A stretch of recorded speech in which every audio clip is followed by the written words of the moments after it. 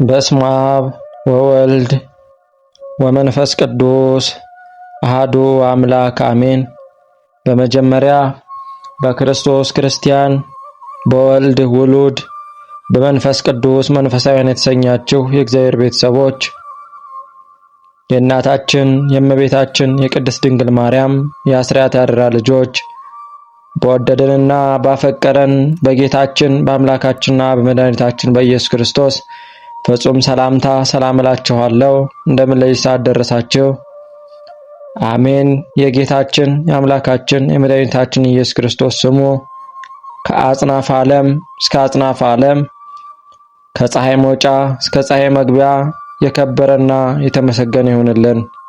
እንዲሁም አትለየውምና እናቱ እናታችን እመቤታችን ቅድስት ድንግል ማርያም ስሟ የከበረና የተመሰገነ ይሁንልን። ቅዱሳን መላእክት፣ ቅዱሳን ጻድቃን፣ ቅዱሳን ሰማዕታት እንደየክብራቸውና እንደየማይረጋቸው የከበሩና የተመሰገኑ ይሁንልን። እንዲሁም በዚህች ዕለት ታስበው ለሚውሉ ቅዱሳን ወርሃዊና ዓመታዊ መታሰቢያ በዓላቸው በሰላም አደረሳችሁ አደረሰን። ከዚህ በመቀጠል በሰኔ 4 በቅዱስ ዮሐንስ ዕለት የሚነበበውን ስንክሳር እናሰማለን። አንድ አምላክ በሆነ በአብ በወልድ በመንፈስ ቅዱስ ስም ሰኔ 4 በዚች ቀን በልኪም ከሚባል አገር ሳኑሲ በሰማዕትነት ሞተ። ይህ ቅዱስ በልጅነቱ የአባቱን በጎች ሲጠብቅ ምሳውን ለእረኞች ሰጥቶ እርሱ ለጊዜ እስከ ማታ ይጾም ነበር። ዘመዶቹም የሚሰራውን አያውቁም ነበር። የታመሙ በሽተኞችንም የሚጎበኛቸው ነበር። በአንዲት ሌሊትም የእግዚአብሔር መልአክ ተገልጦ ሳኑሲ ሆይ የክብር አክሊልን ትቀበል ዘንድ ተነስተ ወደ መኮንኑ ሂድ፣ ክብር ይግባውና በፈጣሪህ ክርስቶስ በመኮንኑ ፊት ታመን አለው። በነቃም ጊዜ የእግዚአብሔር መልአክ እንደተገለጸለትና እንዳዘዘው ለእናቱ ነገራት። እሷም አዘነች፣ አለቀሰችም። ነገር ግን ተከለክለ ዘንድ አልተቻላትም። ከዚህ በኋላ ስብራ በሚባል አገር ስሟ ማርያ የሚባል ድሆችንና መጻተኞችን የምትቀበል የምትመግባቸው የተቀደሰች ሴት እንዳለች ስለ እርሷ ሰምቶ ወደ እርሷ ሄደ። በሰማዕትነትም ይሞቱ ዘንድ ከእርሷ ጋር ተስማማ። አርሳኖስ ወደሚባልም መኮንን በአንድነት ሄዱ። በምስር ወደብ በመርከብ ውስጥ ሆኖ አገኙትና እኛ ክርስቲያኖች ነን ብለው በፊቱ በግልጽ ጮሆ በየራሱ በሆነ ስቃይም እንዲያሰቃዩአቸው አዘዘ።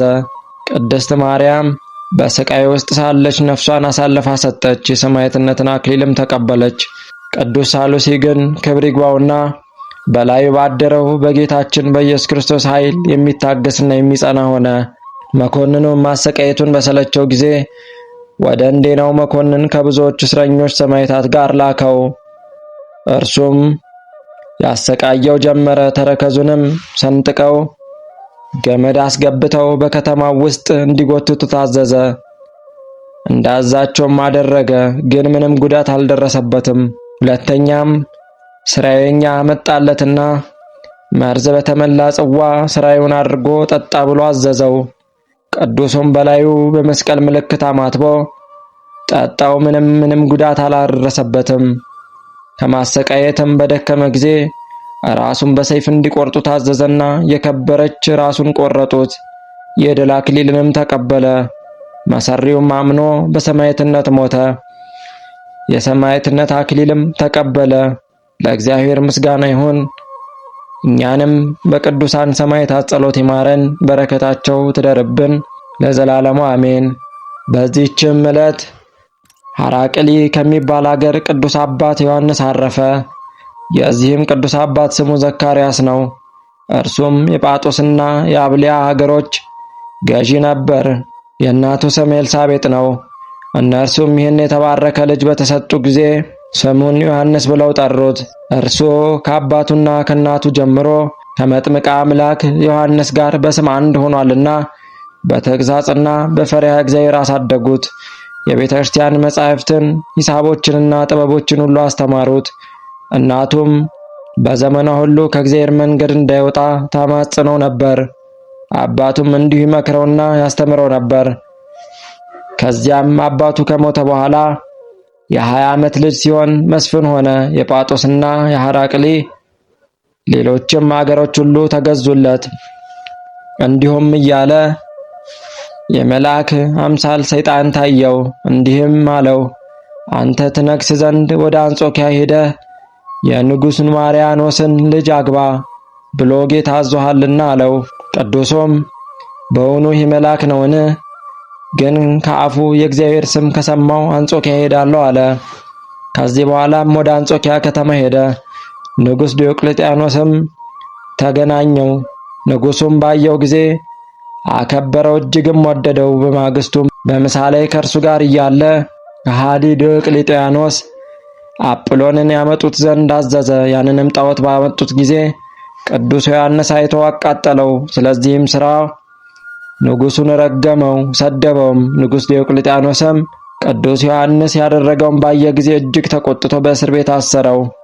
በእስር ቤትም ሳለ ክብር ይግባውና ጌታችን በብርሃን ሰረገላ ላይ ሆኖ ታየው። ከእርሱም ጋርም መላእክት አሉ። ይዞም ሳመው፣ ብዙዎች ቃል ኪዳኖችንም ሰጠው። በማግስቱም ንጉሡ ልኮ ከእስር ቤት አወጣው። ወደ እርሱም አቀረበውና ለአጵሎንና ለአርዳሚስ ስገድ አለው። ቅዱሱም የሰው እጅ ለሠራው እንዴት እሰግዳለሁ አለው። ንጉሡ ከእርሱ ጋር መታረቅ ሽቶ ብዙ የሽንገላ ነገርን ተናገረ። ከዚህ በኋላ ግብርን ያስገብር ዘንድ ከሹመት ጋር ወደ ግብፅ አገር ላከው። ወደ ግብፅ ገዢ ወደ ስርያቆስም ስለ እርሱ እንዲህ ሲል ጽፎ ላከ። እነሆ ለዮሐንስ ዘሐራቅሊ ግብር በማስገበር የአማልክትንም ቤቶች አፍርሶ አዲስ እንዲያሰራ ከግብፅና ከኢየሩሳሌም እስከ ኢትዮጵያ ድረስ ሥልጣን ሰጥቼዋለሁ። ቅዱሱም ይህንን ምልክት ይዞ የጣዖታትን ቤቶች አፍርሶ ተዋቸው። በዚያም ወራት መኮንኑ ስርያቆስ የሰማዕታትን ራስ መቁረጥን ሊያዝ በፍርድ አደባባይ ተቀመጠ። በዚያን ጊዜ ከሲኢድ፣ ዲዮስቆሮስ፣ ቢፋሞን፣ አህራጎን፣ ኪሮስ፣ ዮልዮስ፣ እለእስክንድሮስ፣ ዮሴፍ፣ ይስሐቅና እስጢፋኖስ የሚሏቸው ሰዎች መጥተው እሊህ ሁሉ እኛ ክርስቲያኖች ነን እያሉ በግልጽ ጮኹ። ያን ጊዜ መኮንኑ ይዞ ያለ ርኅራኄ ያሰቃያቸው ጀመር። ቅዱስ ዮሐንስም ይህን ባየ ጊዜ የሹመቱን ሥራ ትቶ እኔ ክርስቲያን ነኝ ብሎ በግልጽ ጮኸ። መኮንኑም ተቆጥቶ በእግር ብረት እንዲያስሩትና ወደ እንድና አገር ወደ መኮንኑ አርያኖስ እንዲወስዱት አዘዘ። እርሱም ስለሆነ ሁሉ መረመረው። ከቃሉም መልስም የተነሳ ተቆጣ።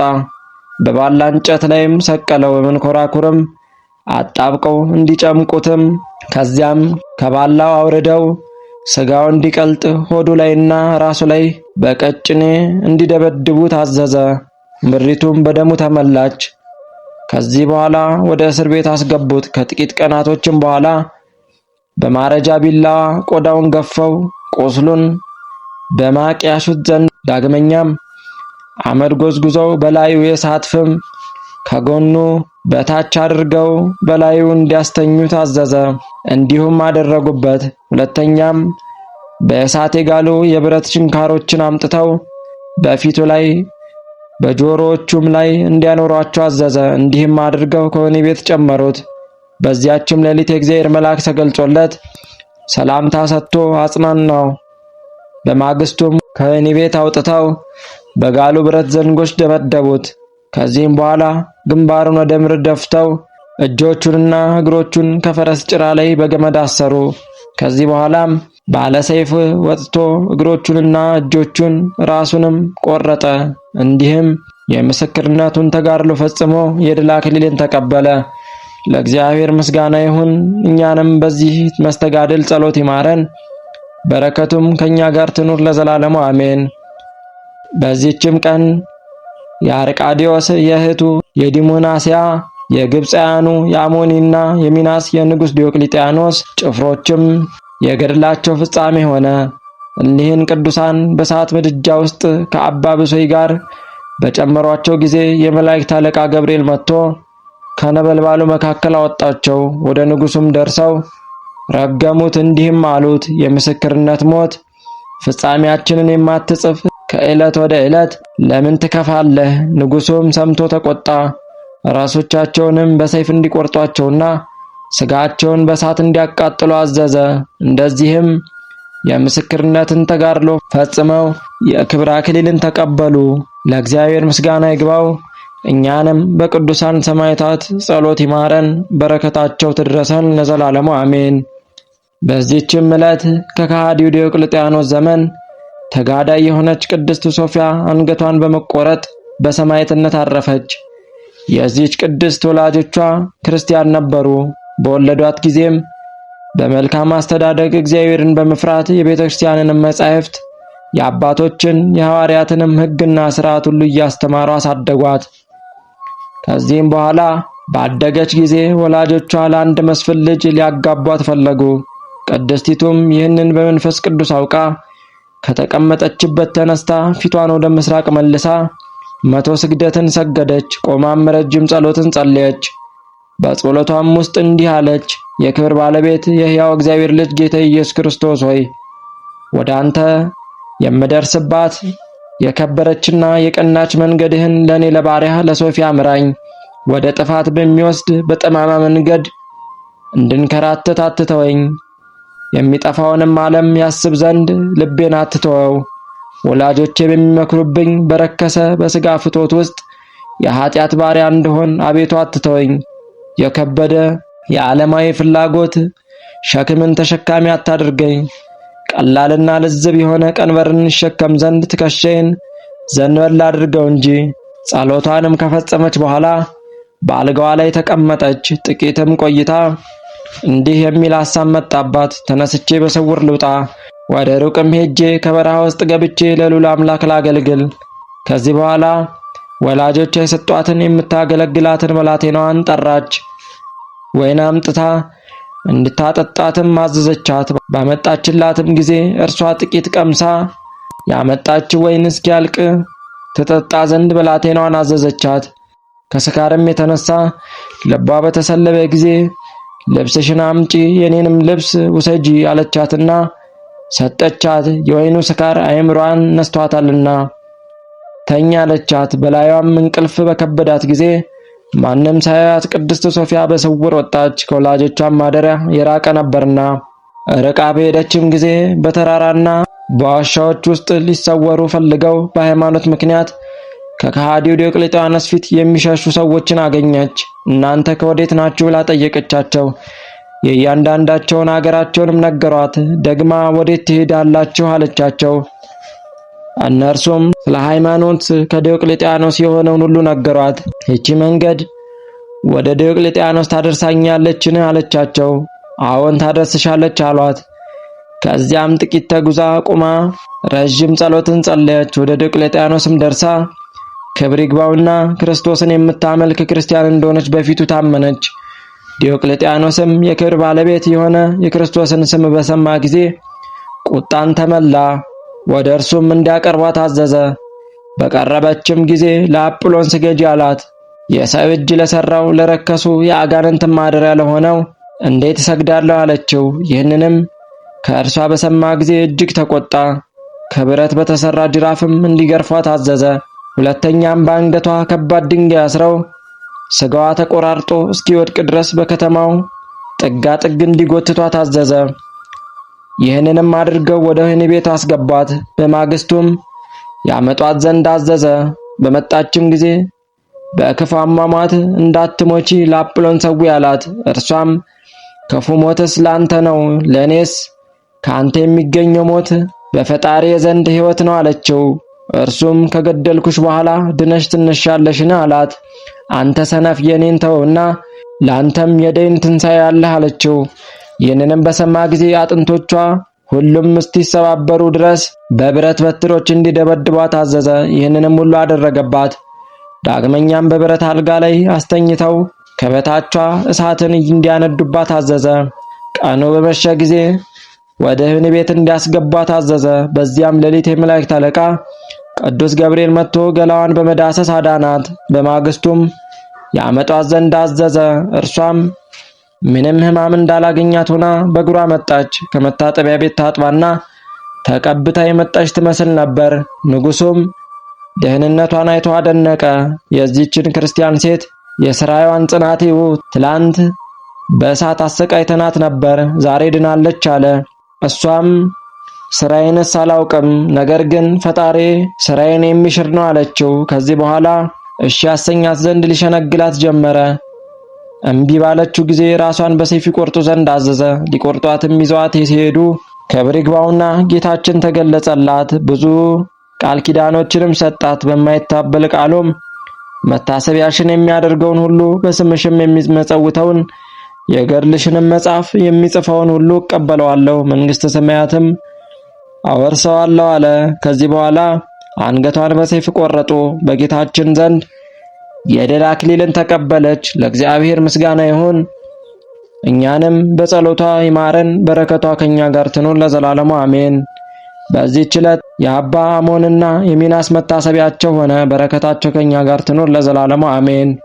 ጌታ ሆይ ከብልጽግናቸው ብዛት የተነሳ ብዙ መባ ካገቡት ይልቅ የዳይቱን አነስተኛ መባ እንደተቀበልክ ለሁል ጊዜ የሚያገለግሉ አእላፍ መላእክትን እያሳሰብክ በችግሬ ጊዜ የማቀርብልህን ምስጋና ተቀበል። እናንተም ቅዱሳን ነቢያት፣ የወንጌል ሰባኪያን ሐዋርያት፣ ሰማዕታትና ጻድቃን፣ ትጉሃን መላእክት፣ ፍጹማን ደናግል እንዲሁም ደጋጎች መነኮሳት ሆይ ልጅ አዋቂ ሳይለይ የምንሰበሰብበትን የጉባኤ ቦታ ባርኩ። ይህን መጽሐፍ ወረቀት አዘጋጅቶ ብራና ደምጦ የጻፈውና ያጻፈውን ከግዕዝ ወደ አማርኛ የተረጎመውን ቃለ ንባቡን በእርጋታ መንፈስና በተመስጦ ሕሊና ያዳመጠ በደለኛን ሁሉ የምታስምር የጌታ እናቱ በማርያም ጸሎት ኢየሱስ ክርስቶስ በአንድነት ይማረን። የእኚህ ሁሉ ቅዱሳን ጸሎታቸው በረከታቸው ከኛ ጋር ትኑር ለዘላለሙ አሜን።